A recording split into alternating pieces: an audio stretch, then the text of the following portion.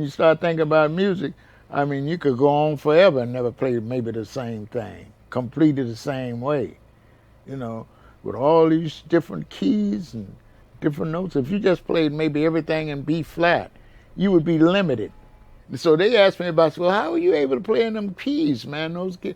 That's what I used to do because the piano was so out of tune. You had to, what they would call, well, we got a cross. That was the word they would say. So the guys would say, hey, man, did you have this piano tune? It was like a joke, but it really wasn't. The guy said, oh yeah, I had it painted the other day. I just put some fresh paint on it.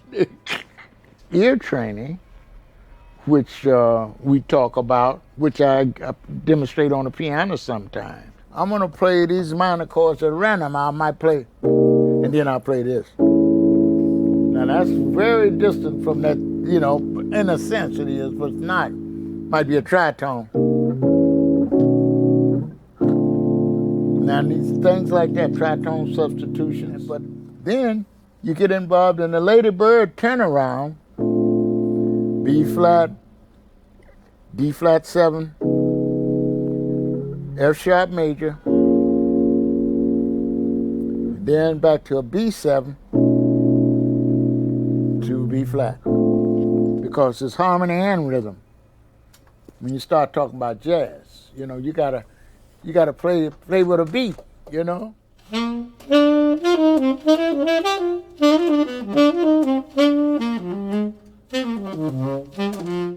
So you got the triad pairs on all of those 7 chords. Now to the bridge.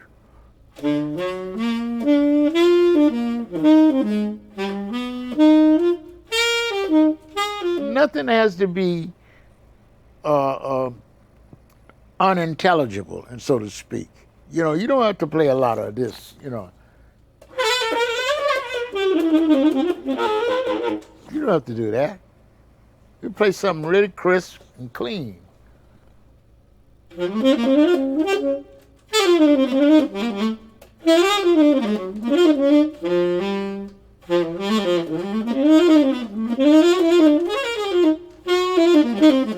I combine what I hear and what I know. The knowledge is one of the most important things in playing this music.